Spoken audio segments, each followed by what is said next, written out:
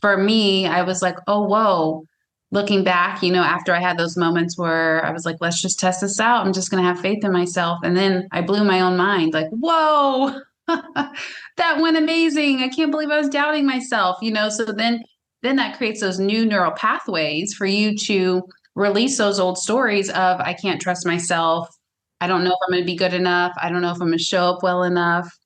And you're literally reprogramming yourself every time you prove that to be wrong or you prove that to be a fear.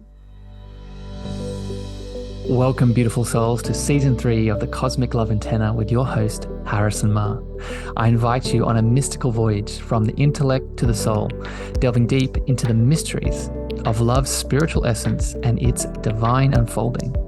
This podcast celebrates the peeling back of heart layers, revealing beautiful, profound lessons, interviews with loving spiritual seekers, and practices and tools to open up your heart to love's infinite wisdom. I'm so excited to have you and grateful that our hearts have connected. Enjoy the show. Good morning, evening, afternoon, magical beings. Welcome back to the Cosmic Love Antenna, and today a beautiful guest episode with a loving soul that I can't wait to introduce here in 2 seconds. Before I get to that, a bit of foundation, as always, as we get started on the show. If you're joining here live in the Facebook community, I already see some beautiful souls. Welcome, Lainey. Welcome, Betty Jo. I see you there. If you are joining live, remember you can add your comments and your questions as we flow today. If you're listening on the podcast player, please share this out with someone that you think it can support. And I just really appreciate you being here. What are we talking about today? What are we going to get into? I have the beautiful pleasure to have with me the lovely Vanessa soul. Vanessa supports conscious leaders in emotional healing and expansion into their purpose. And with her help today, we're going to dance around and discuss the topic of spiritual alchemy, awakening to spiritual alchemy, and what this really means for us as we journey along this spiritual path of shadow work, the subconscious, connecting into our authentic self and everything in between. Vanessa, welcome to the Cosmic Love Antenna. Thank you, Harrison. And that was a beautiful introduction. I enjoyed it. Thank you. It always gets me when I start recording. As soon as I press the recording button, to me, and I'm sure you experience this, Vanessa, when you do your show, to me, it's like the point in which all the ego and the mind gets to relax, and then everything else comes through, right? Like the divine presence and consciousness comes through. Do you notice that when you do similar things? Yeah, absolutely. And there's like a sweet spot. It's just like, ooh, it's here. Yeah. It's so Yeah. gentle. Yeah. It's like okay, everything is good. Just show up and open yourself. Vanessa, I want to get straight into the topic today because I know that you have so much love to give on this topic, and I feel activated already with it. So I know a lot's going to come through for me. But let's begin with a very simple question today that really sets the foundation here. In your words, in your life, from your perspective, how do you describe alchemy? How do you describe being an alchemist or working with spiritual alchemy? I love that question because I love to experience myself, describe it in different ways each time. It is turning one thing into something else, but in using it as a foundation. So not throwing out the baby with the bathwater, using everything that is here or was there in the situation, all the vibrations, and using it to craft something else, like using it to mold a new experience, to mold a new perspective. And I say new perspective, but it's just a more expanded perspective. So I think that's the gist of alchemy. And I know I'll put into some examples in my own life pretty soon. Yeah, I love it. I think it's very, very simple. And it's not simple, but the way that you describe it, it's very simple to begin, right? So I guess the next obvious question for people tuning in, right? Because if I was listening to this, I was like, okay, that makes sense. and maybe I understand it from a physical perspective of turning, lead into gold. I just finished reading again the beautiful book, The Alchemist. If people haven't tuned into The Alchemist before, it's a wonderful experience to connect into. But in that book, they talk about the traditional view of what the alchemist was in turning lead into gold, right? So if we're not doing that with our spiritual journey, what are we transforming? What are we shifting internally for people tuning in? So good. I think we are shifting pain into purpose or pain into personal power. I think we are shifting shame into like ownership, like confidence. Like I own my life experiences. I'm not shameful of what I did. And yes, there's some acceptance and compassion and things that need to typically happen along that process, but it's taking the most contracted states of our reality and turning it into expansion. So the pain, shame, the fear. The opposite of fear is faith. For the longest time, I had a hard time alchemizing my fears because I thought, and this can be valid for many people, I thought, oh, maybe the opposite of fear is love, and that could be valid. It makes sense, but it wasn't really like really helping me alchemize my fears until I started to acknowledge and bring more awareness that I was like, oh, I think the opposite of fear is faith. And that really helped me alchemize my fear. Hmm. And um and I not I love oh go that, ahead. Vanessa, just because Yeah. it's such an important point to underline. Like I often I fall into that camp of describing the opposite of fear being love in most cases. But when I sort of tune into what you're saying, in the instances in which fear has come up for me personally, it's come up in moments of stepping into the unknown, right? Stepping into the unlimited potential waiting me, but often is obscured with past pain, past trauma, past challenges. So it's in that moment, I kind of want to get your perspective on this. It's in that moment, yes, love supports us. And I often use the affirmation, what would love do? But in that act of loving, we must have faith. And I guess the question for you, Vanessa, and this really is a big alchemical component at large, in my opinion. What are we having faith in? What's the faith in what? Yeah, the $1 million question.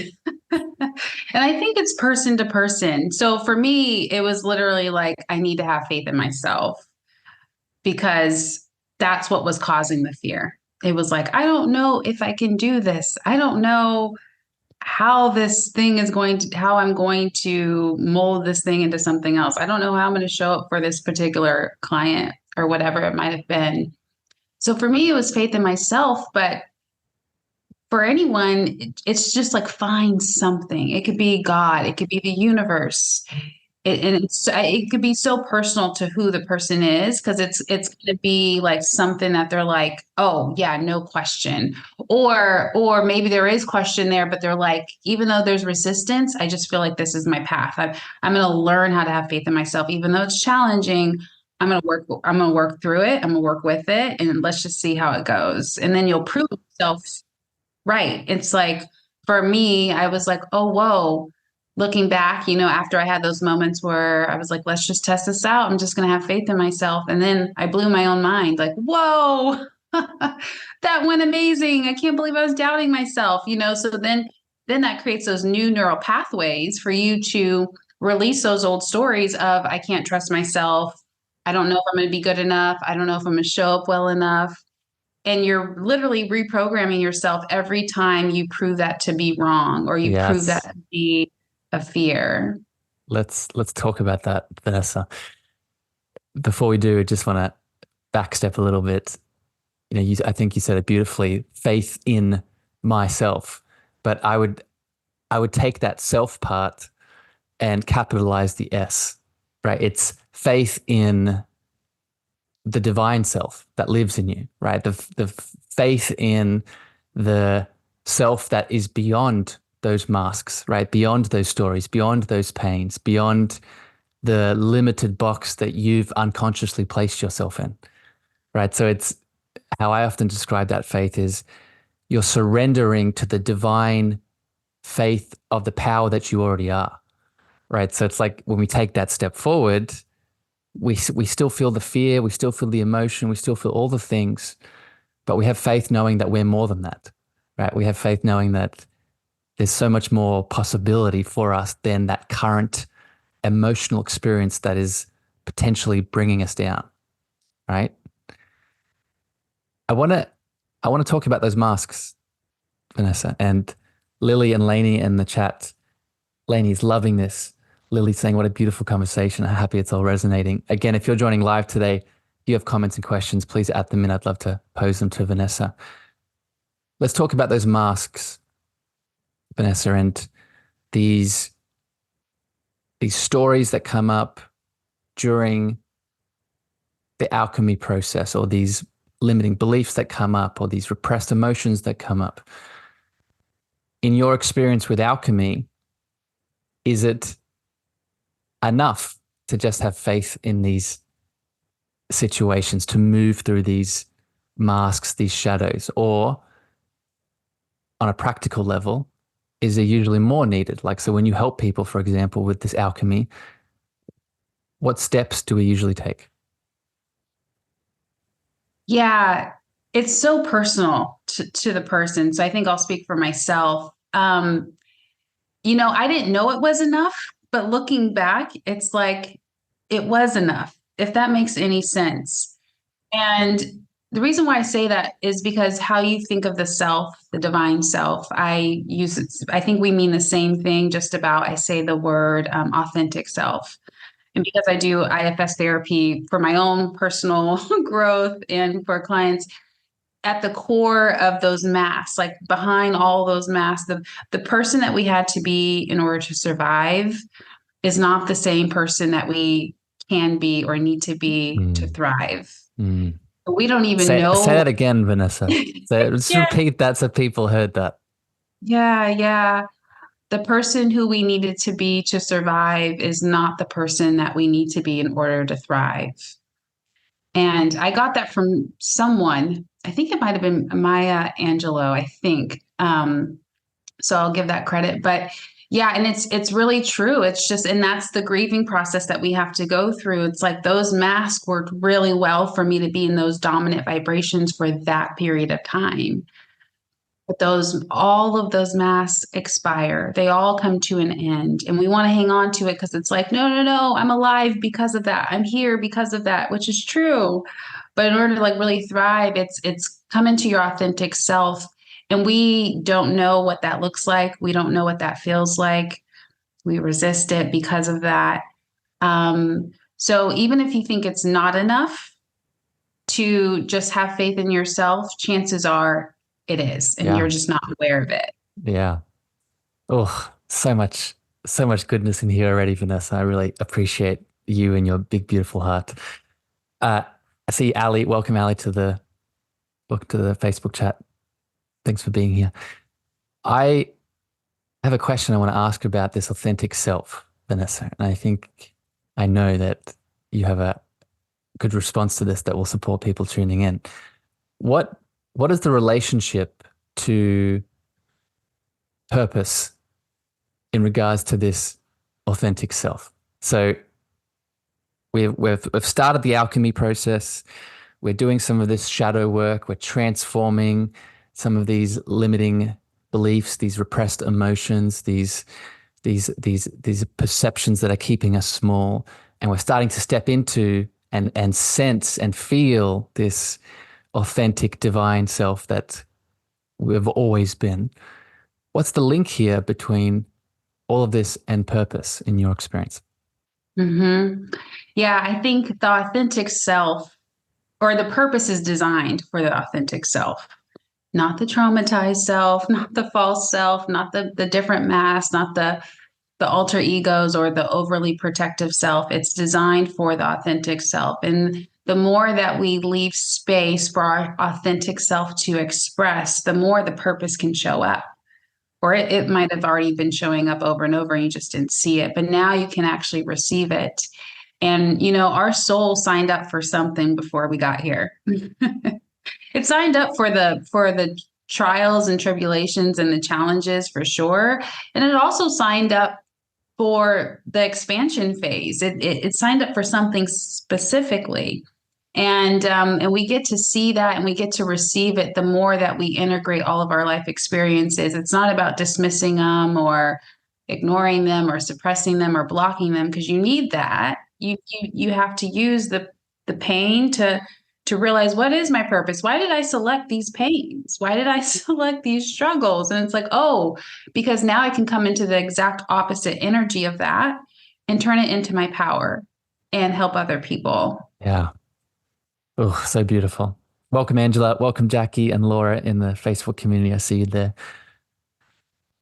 I often reflect on that sort of pain to purpose understanding, Vanessa, that you're talking about. This, if we are an eternal spiritual being, that is a human being having experience here, we're in a classroom, right? We have all these beautiful lessons that come our way. Often those lessons come in, as you just highlighted, in painful moments that we get the opportunity to alchemize, and then we learn the teachings.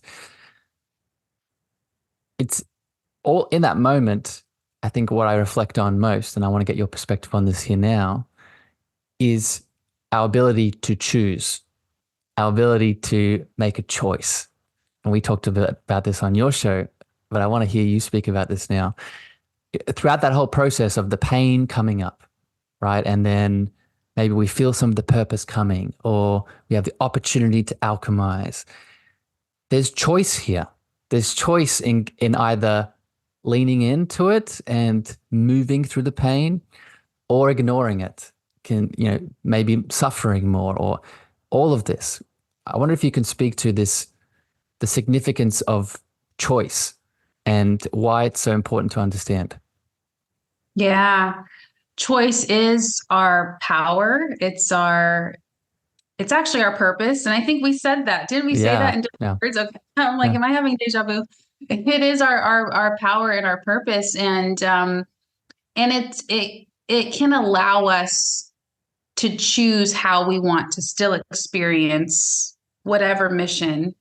Like there's still a lot of variability, right? In how this podcast can go, depending on what words I choose and how long I choose to speak and when I choose to pass the mic back to you.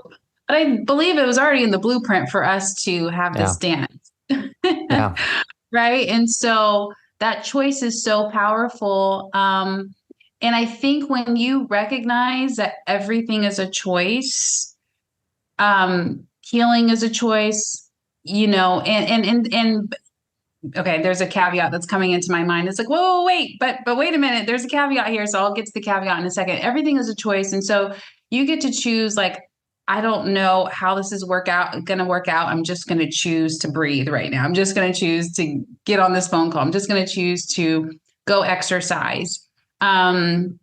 And then everything else will just kind of pan out after that. That's all you have to do, is just have the choice, which literally can create the intention if you didn't have one already, or it will just support the intention that you already have.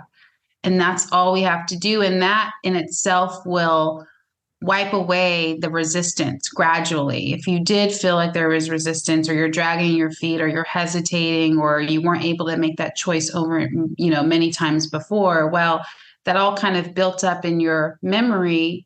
And now it's showing you, you have another chance. Here's a choice again. Are you going to take it? So that's how I see that. I have a sort of deep spiritual question to sort of pose you here on this topic of choice. But what's your caveat? I want to know what the caveat is before I go into that, because it might be the same.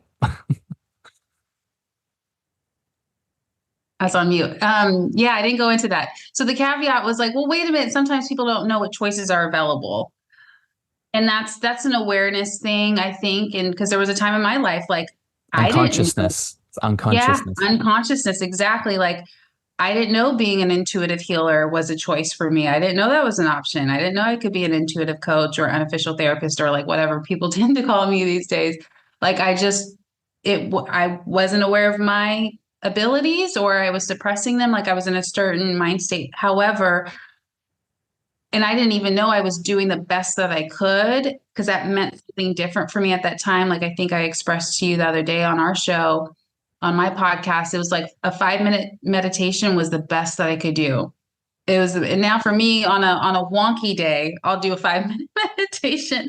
On a wonky day, I'm like, okay, I did my 5 minutes. That's me like half step in, like doing the bare minimum now. But at one point, that was the best. That was like celebrate, like woo.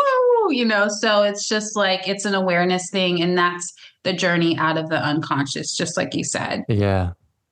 I think a lot of that journey out of the unconscious needs to come with forgiveness too, right? It needs to come with self-compassion because it's so easy for us. And I'm wondering if people in the Facebook chat can relate to this. It's so easy for us as we start to walk further, deeper into this alchemical journey, this transformational spiritual journey. We look back at our past selves and we hold guilt and shame around, oh, I was only meditating for 5 minutes, or I was in that relationship for far too long, or I was, eating that thing for too many years, whatever it is. And I think it's exactly what you said. We're only ever doing the best we can with the information that we've unlocked. And a lot of self-forgiveness needs to be sort of peppered in there, right? I I want to go a bit deeper into this choice element here of the alchemy conversation that we're having, Vanessa. And this is I'll put a trigger warning here for people tuning in. This is something that I often get asked when we start talking about shadow work and alchemizing these deeper parts of ourselves back into love and light and our highest potential. If I'm always choosing, but if I always get a choice, then how do you speak about and approach the sort of heavier situations that come our way, right? And I won't speak about anyone else. I'll just use me as an example. In my teenage years, and I've spoken about this in my book and on the podcast before, but people knew I was sexually abused.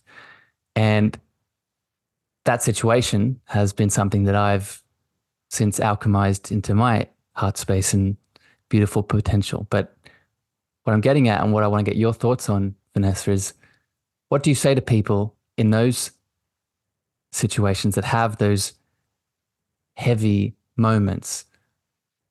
And you say to them, you have a choice here, but they're stuck in this victim consciousness. How do we move through this? So good. Thank you for that. And relating it to your journey as well, because you've been through it. I've been through it in my own. And I think in those moments, it's choosing not to be indifferent. Choosing not to be indifferent. I think sometimes when we're a victim of something, we're just like, oh, this is just the way it is. I can't get out of it. Oh, well, no one's going to believe me, whatever the thing is. And this is an energy shift. Even if you can't come out of that state, that like physically you can't remove yourself, you're still in an unsafe environment or whatever it is, it's literally telling yourself that you matter, your experience matters, your emotions are valid, your body, your energy, everything about you is sacred. Your journey is sacred, because the more that you can have that subtle energy shift, that thought shift, that heart shift, then you are literally creating a way for yourself to exit that experience without you even knowing it. And I'll say that indifference, I think, is the opposite of love. I talked about fear and faith being opposites, and it really started to resonate me and help me with my own alchemy when I realized like indifference is the opposite of love. So I was going through like a slump. I'm like, why? I stopped caring about all the things I used to love. I stopped caring about yoga. I stopped caring about Mm. exercise. I just went through this weird slump in 2021 or whenever it was. And it was just like that energy of indifference was creeping through, because it just wanted to show me that it was the opposite of love. Mm. Oh, so much in there, Vanessa. I want to pull out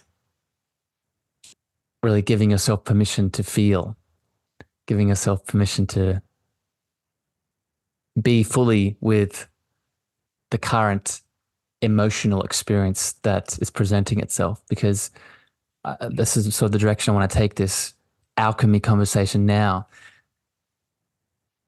The alchemical process, in my experience, is an emotional one, right? It is a very sensitive, vulnerable, and emotional one. Like, let's use the example of the abuse that I just spoke about for me. As people can imagine, there's lots of emotion there, lots of anger, lots of guilt, a lot of shame, a lot of grief.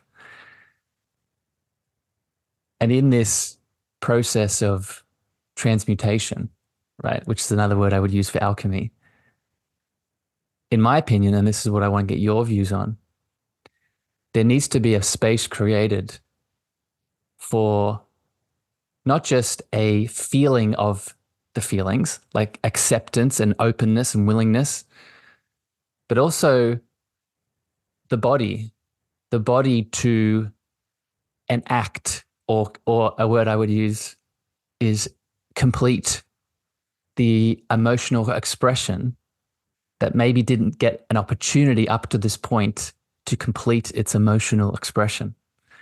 So I'm wondering if you can speak to this, Vanessa, your thoughts on this topic, and is it important? Yes. Is feeling important or the emotion? All of it. All of All it. of it. Yeah.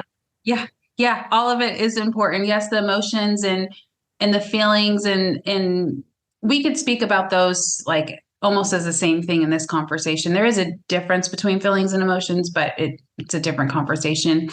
But yeah, it is so important to feel the body and and just have a sense of presence, and it's natural for us to disassociate because that's a survival mechanism. So maybe during a dramatic situation or that moment where you almost got hit by a car, you might find yourself kind of being a little floaty or disassociating because the body's kind of protecting it. Just it doesn't want all the emotion to be super overwhelming right then and there. And so you might go through that numbness, dissociation or denial of that something is happening. And that's just the mind and the body and the psyche kind of pushing on that brake pedal. It's like, ooh, let's slow down this experience almost all the way because this is a lot to take in. But I think naturally, if we just receive ourselves and we just hold the intention to receive the emotions and everything that needs to come from that situation, you have your own internal, a part of your mind or energy has its foot on the brake and the gas, and it will start to let off the brake when you need to kind of come back like, whoa, I felt really angry or I feel really angry. And so it starts to slowly come back to where it's not overwhelming and feeling into those emotions. And you mentioned something about the emotional process it needs to complete. And I think in kindergarten, we all need to learn that there's three processes to the emotional process. The first is that you experience it. The second is that it kind of like moves throughout and it's completely going through your whole entire body and psyche and energy. And the third is kind of like you're ending it. And I relate it to like a digestive process, like same thing. We take in food, that's step one. The food's going through our digestive step two, and then it's eliminating, that's step three. So I think the emotional process is kind of similar, and you can go back to old emotions as well and just complete that process because that will release the burden Yes. and will free up your energy so that you can start living more and more and more present. Oh, I love this topic, Vanessa. This something about this particular aspect of this topic. It just excites me so much because I think it's just so under talked about. I want to dive deeper into it. So for people that haven't read the book, The Body Keeps Score, I would highly recommend you add that to your reading list because for me, The Body Keeps Score by Bessel van der Kolk was such a pivotal shift for me. I'm sure you've read it, Vanessa, in sort of understanding this relationship between our traumatic, emotional, energetic experience and how the body holds onto it, waiting for the opportunity to release and let go and come to completion, as Vanessa was just talking about. Another good book is When the Body Says No by Gabor Mate. Very similar sort of understanding. But I want to share an experience with you, Vanessa, that I had personally that really highlights this and get your thoughts on it. And I think it'll be a good example for people tuning in. I recently had a conversation with someone I love very much. And during that conversation, there came a point where this person said something and I noticed a trigger of jealousy come up. I noticed this trigger of emotional jealousy come up in my body. And in that moment, I made the intentional choice to not judge it, to not force it away, to not push it into any box, and just fully be present with this emotion of jealousy moving through my body. And I noticed something very interesting happen as I made that intentional choice. I noticed my body moving. I noticed my body, like how I describe it is my body not only closed, like for people watching the video, there was sort of like a chest closing and my heart was closing with the emotional energy of the jealousy. But there was also my chest was closing and started to shift away from the person that I was talking to. And it's just, this is an example, in my opinion, of what starts to happen when we get out of our own way. What starts to happen when we remove the shame, the guilt, the added layers of judgment on our emotional experience. So I'm wondering, Vanessa, what thoughts you have on that in relation to our topic today of alchemy? Yeah. Yeah. I think your body was going through those 3 cycles. And I think somewhere you just knew that it was going to complete. You just knew that if you just felt what you needed to feel in the moment, that jealousy. And just a side note, I believe that most of our struggles come from 3 things: 1, abandonment; 2, shame; and 3, obsession with control. And so jealousy is kind of like a symptom or a spinoff of abandonment. Not to say that you haven't healed your abandonment. Sometimes I think that it's the logical mind and the conscious mind just perceives it, and it just needs to feel through it to see if that's like really relevant. Like, ooh, is this abandonment? Is this like still true for me? Like, am I gonna like ride this one out? And then once it processes, it's like, nope, I'm here with me. I can't abandon myself. There's no way with my awareness that I can abandon myself the way that I might have in the past or think that I would. And then you just prove to yourself that you were present. So you just like, yeah, you prove to yourself that that wasn't going to happen just by going through it, because you're like, I'm completely here with me now. I'm completely with me now. You did that with your energy, although people can say that with words to kind of anchor in. And then you just show yourself like, oh, I stayed with me. I didn't go anywhere. I didn't blame. I just stayed here.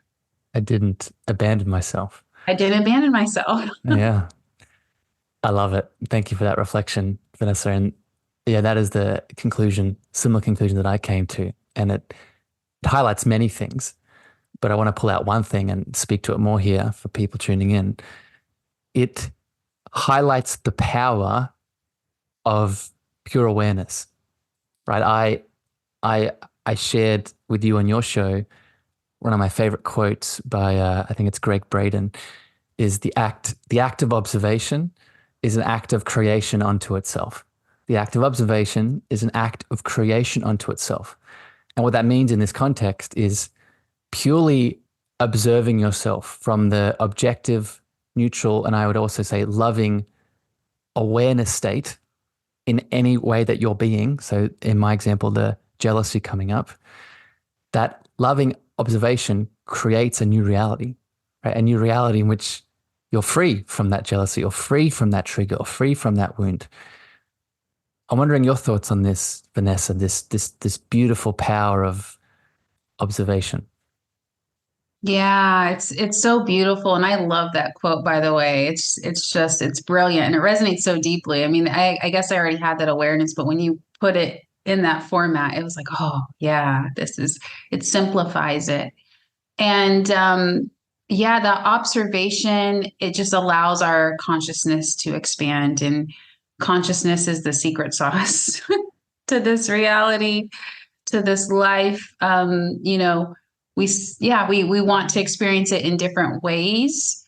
But the more that we can call in this consciousness and this observation, it allows us to choose as well. It allows us to choose to show ourselves to ourselves, like to show, how we're going to navigate something. It allows us to just to be, to do the thing, or to just be in the thing instead of like resisting it or trying to predict or be like, no, no, no. It just allows us to make that choice Mm, and just navigate it as we go and flow. mm, mm.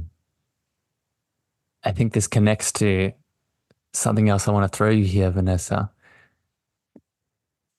A common story that I notice that I sometimes still fall into, and I definitely see people that I work with and are in my world, a common story around, being with all these emotions that come up in this alchemy process is I'm too much.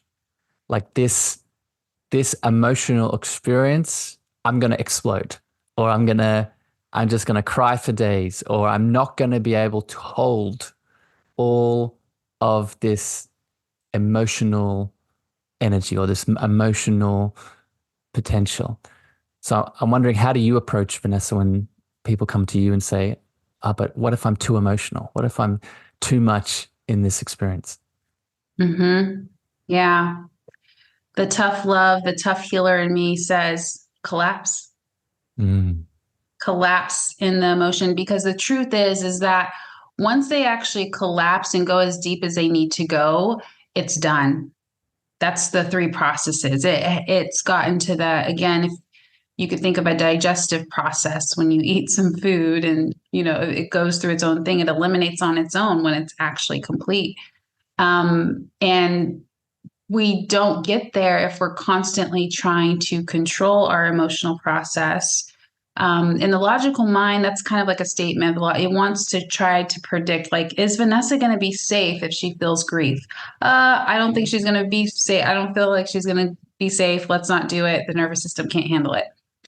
Although the nervous system actually needs to kind of just get rid of it, so it's not hanging on to it at the same time. But the logical mind, the conscious mind, doesn't know all of that, and it's not really meant to make decisions for us. The logical mind is here to support us with like practical things like scheduling this podcast and getting up tomorrow morning and setting our alarm and doing our budgets. But it's as far as our healing journey and like our soul and our emotions, that's where the subconscious, that's the ball is in that court of the subconscious mind. Just let it guide you. And of course get support. I think that's really, really important.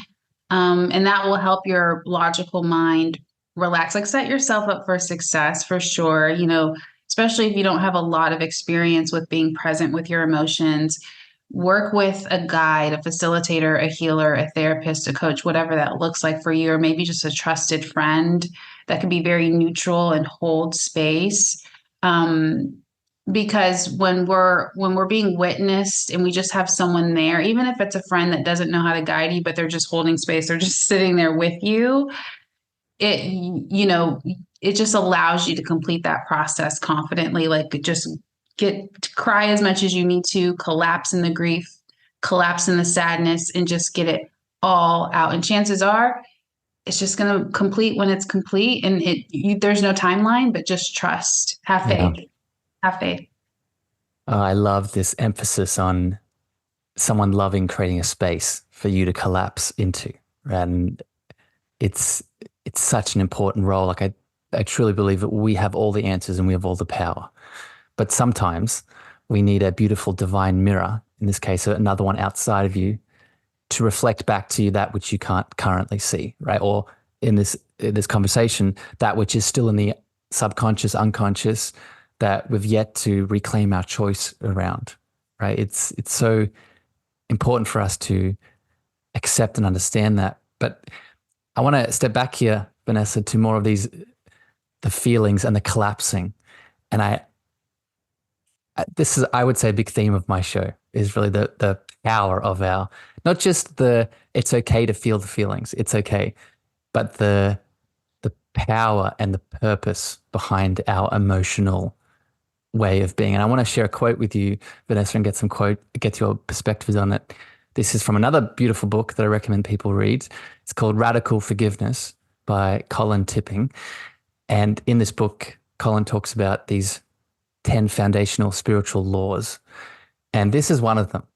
And I think it's very important in relation to what we're speaking about here now. And it goes like this. We come into this human experience with a mission to fully experience a particular set of patterns so we can feel the feelings of those patterns and transform this energy through love. We come into this experience with a mission to fully experience a particular set of patterns so we can feel the feelings of that pattern and transform them through love. Right? That's one here. And I want to share one more because it really connects to it. And again, it's powerful. This human experience is an emotional one. And the patterns that we're here to experience come with this emotional resonance. In this emotional resonance, there is purpose. So the extent in which we deny our emotional feelings or emotional experience is the same extent in which we deny our purpose. So what are your thoughts on this, Vanessa? What comes up? That is so good. Wow, I've never been able to articulate it like that, but that is so good. And yes, emotions are energy in motion, Yeah. and this is an energetic experience. It's an emotional experience, and we came here to taste and sample all the different energies that would align with our path in some shape or form, even if it shows us the complete opposite of what we want. And validating that and validating your experience, like, oh, this is not fun, but this is happening for me, not Yes. to. And Yes. and if that's the only kind of validation you can give it in the moment, work with that. And then throughout my life, I've been able to validate. I did some inner child work this morning, something super, super small that I would have thought to go back to, but it was just like, just a quick moment of validation was just like, oh, okay. It's not a roadblock anymore. It's like, I get it. I just need to acknowledge myself. And it comes back to just being there for us, be like for our own selves. And like, you can self-abandon, but once you have the awareness that you could be there for yourself, the possibility of all abandonment goes out the window. Yeah. Yeah. I think a big part of this conversation, Vanessa, is really starting to catch all of the stories that we place, around everything we've talked about today, but particularly around what it means to be an emotional person, to be a sensitive person, to be a vulnerable person, right? I'll use me as an example. I grew up as a man that in a world where unfortunately there still exists a lot of stories that to be emotional, to be sensitive, to be vulnerable equates to unmanliness, right? Equates to no strength, no power. And if you've just been tuning into this episode, you know that not to be true. And you know it actually to be the opposite, right? Emotions and feelings equals freedom, equals liberation, equals power.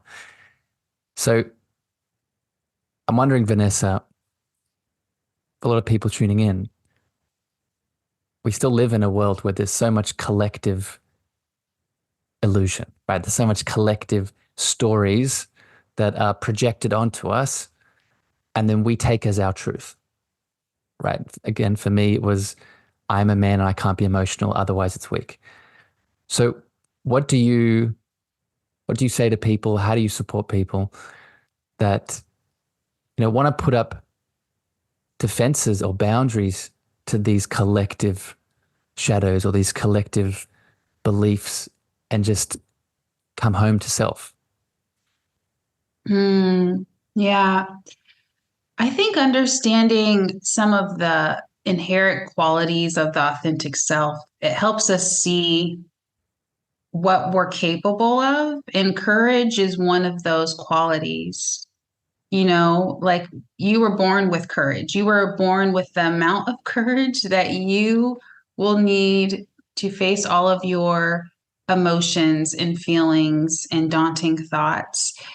It's just a matter of you receiving it, just having faith in yourself. And again, stopping that cycle of being indifferent. I think people use that indifference to block themselves, like, oh, that situation didn't matter. I'm not hurt by that. It's fine. Doesn't matter. No, Harrison said something to me and no, doesn't bother me. That's like that indifference can, feed that facade, that illusion that, of what took place. And it's like, no, just receive, like just it matters. Validate your experience and just know that you have the courage, you have the calmness. These are aspects of the authentic self. In internal family systems, we call them the 8 C's. So anyone can Google the 8 C's, and Mm. you'll see a list of 8 C words that we come into this package like already part of our programming. And you were given the amount of courage and calmness and curiosity and connectedness that you'll need. It's just a matter of, will you let yourself express it? Will you let yourself show yourself who you are? Mm. Oh, so many little tangents here. I feel called, Vanessa, to and I've done episodes on this in the past, and I'd encourage people to go listen to them on internal family systems. But I think this is why our hearts have been brought together, because we have such a connection here around this. I, Before we finish up today, I would love for you to quickly just what's internal family systems, and how does it relate to what we're talking about today specifically? How does it relate to personal alchemy in one's life? Like what's the link? What's the significance here? And how can I help people tuning in? Yeah, beautiful. Internal family systems is it's our internal world. It's our internal family of parts of, and you could think of these parts as somewhat personalities. They might have their own job, their own role, whether it's to manage your life, certain aspect of your life, or protect you, or put out fires.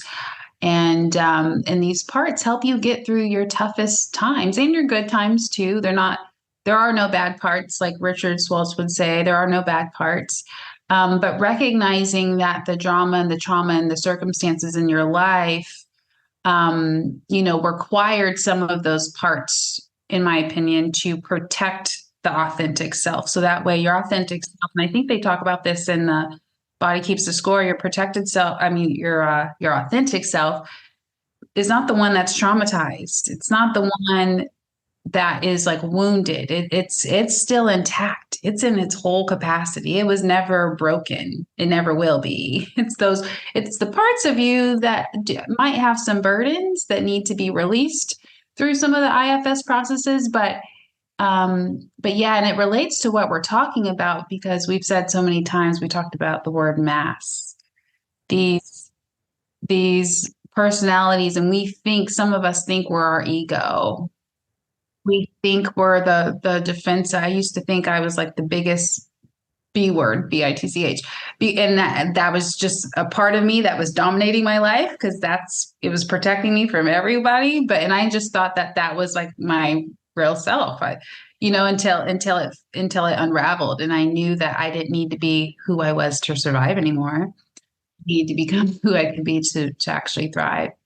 So that's how it relates, is observing, like you said, that powerful quote about observation, observing like, I wonder if this is a part of me, and, where did it come from? When did it really come online for me? And that will just help you understand yourself. Why are you doing what you're doing? Why are some of your struggles currently? And then you can navigate them with compassion, Yeah. acceptance. And an invitation. So this is, I love that breakdown, Vanessa. This is sort of how I parts work for me actually came in through the spiritual lens. I actually learnt about internal family systems through a spiritual mystery school that I took part in. And a big part of parts work, like you said beautifully, is not just adding judgment onto the current part that we may be identifying by, right? The victim, the abandoned, the rejected, whatever aspect we've currently have the mask on as. Not only is it learning to release judgment and be with that particular family part or that aspect, but it's also offering an invitation. An invitation to what? An invitation to come back home to the heart, right? Come back home into the heart space. So when I usually work with my parts, it's usually not enough. I know we talked about observation creating new realities. It does create a new reality. But what tends to take it a step further is once we've snapped into the observation of that part that is currently coming up in pain that we may be becoming identified by, in that moment of observation, we can add another step.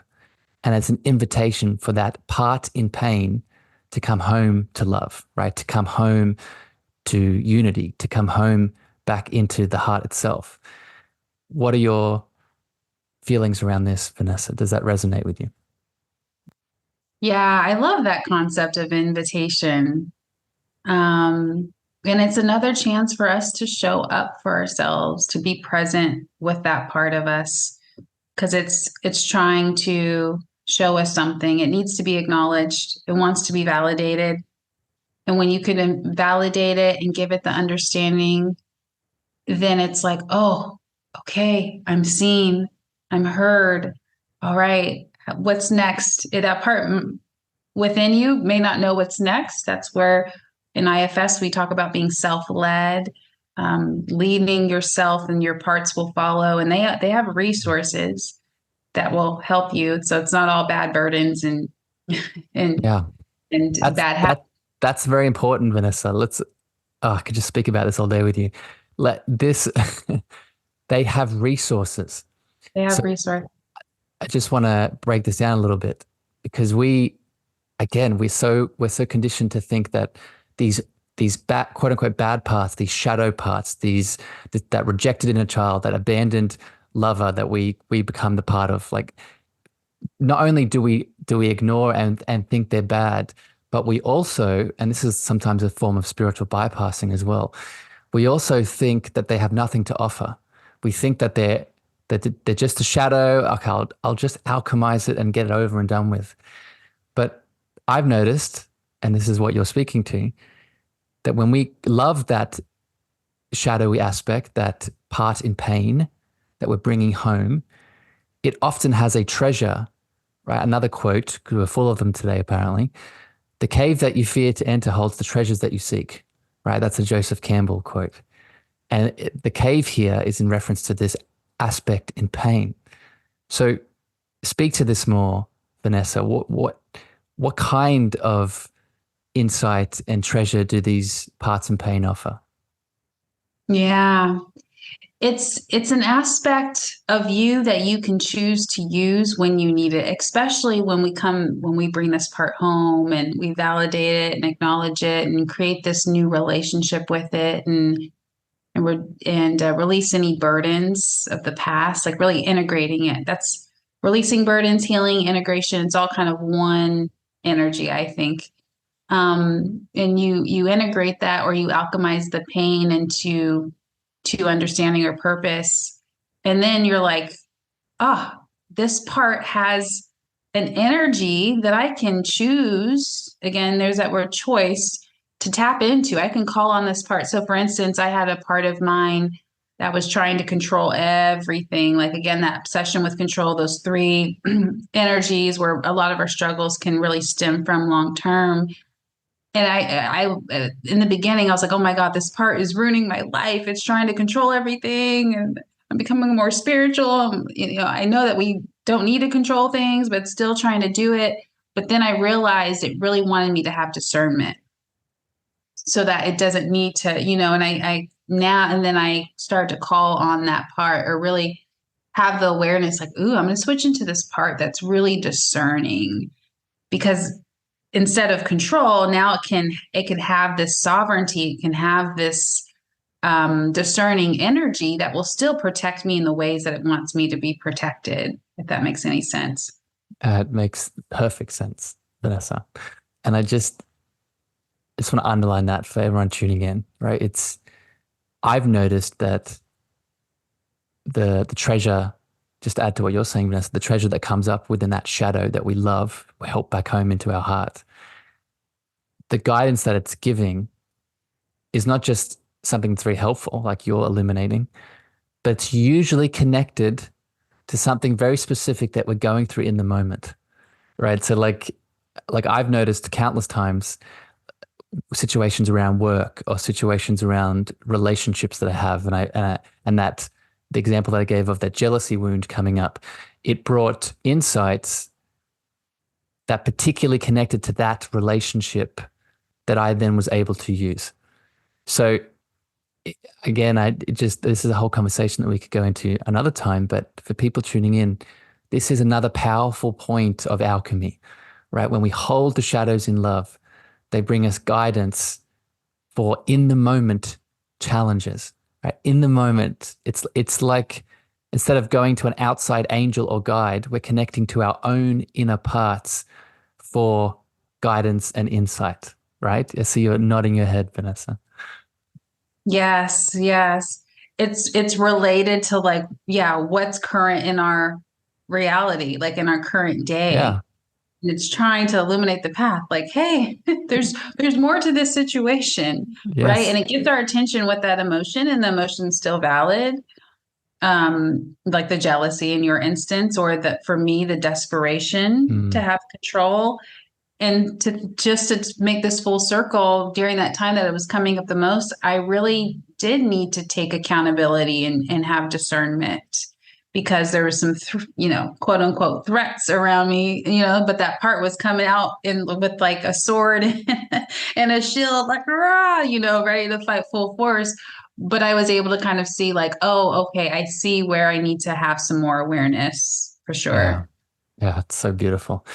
I want to read a comment from the Facebook chat. Lily is resonating. A lot of people are resonating with this topic today, but Lily said in the comments, the journey of healing led me to the realization that there was never something wrong with me. Opposite, I was just running away from my own authentic self. Authenticity is coming back home to love, to joy. Beautiful. Yeah, it's Beautiful. That's what we beautiful. said. The authentic self was never wounded, No, never broken. Yeah. just waiting for the chance to illuminate more, right? Yes. Vanessa, I say this a lot on the show, but I don't think I've ever meant it more in this moment. I could talk about this all day with you, and I I hope to continue this chat. We were joking before we started that we recorded on your show a couple of days ago, and now we're on this, and it's just an effortless ease of continuation of the energy. And I think it's a reflection of just who you are and the soul that you're sort of embodying in this lifetime. So thank you for all that you are.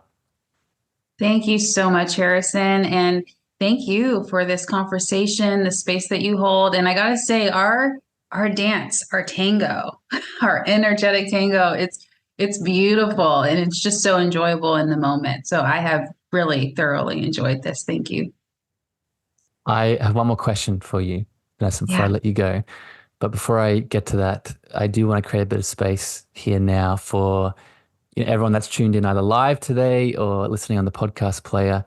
If they want to find out more about Vanessa and her goodness, maybe work with you or just tune into things you have to offer. As we've alluded to, you have another beautiful podcast that I was on recently. What resources, where do you want to direct people to that want to tune in deeper? Yeah. My Instagram will have links to everything, including my website and my podcast. So on Instagram, it's sacred two underscores soul 4 underscores. By the time you put in the soul part, don't worry You'll about the find rest it. of the underscores. It'll pop up. Yeah. So sacred, 2 underscores, soul, 4 underscores. And yes, link to podcast, website, all kinds of good stuff. And I'll put, for people tuning on the podcast, as always, I'll put all of Vanessa's links and her podcast in the player. So just click on the details and you can go straight there. Vanessa, this is the Cosmic Love Antenna. And a big part of my journey has been coming home to the realization that love is not just a feeling and emotion, but rather a consciousness state that we can learn to inhabit and express more of. And that has been a big path and an unraveling for me. But I'm wondering here today, Vanessa, in your world, in your perception, how do you define that love word personally? I think it's awareness, because when we're aware, we're giving it our attention, our affection, our acknowledgement, and all of those things really just allow us to be present, right? And all of those things are on the opposite spectrum of indifference. And it just supports our journey for ourselves and other people. Beautiful summary of everything we've talked about today. Vanessa, I love you very much. Thank you for your heart. Thank you for your time. Thank you for all the people that joined us live today in the Facebook chat and everyone that's tuned in on the podcast player. If this hit your heart today, please share it with someone that you love. But either way, until next time here on the show, we send you love, we send you light, and we'll talk to you very soon. Bye, everyone. Thank you for listening to the Cosmic Love Antenna with me, your host, Harrison. If you gained value or this episode hit your heart, please remember to share this out with a friend, a family member, or a lover. You can also leave your love over on Apple reviews and Spotify star feedback, and this helps me spread my frequency to more souls in need. Finally, if you want to connect with me deeper, want to reach out, interested in coaching, please follow me on Facebook, Instagram, TikTok, and LinkedIn at Harrison Meagher, Meagher spelled Meagher. Sending you so much love.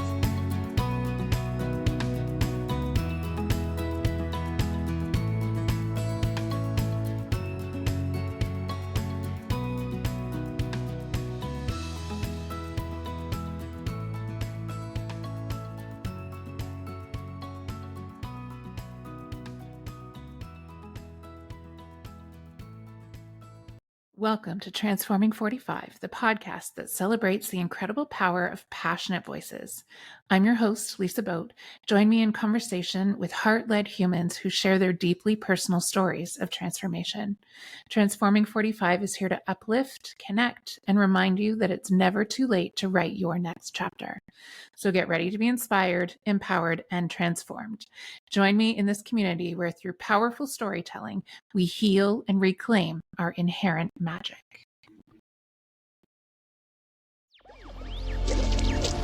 Electricast.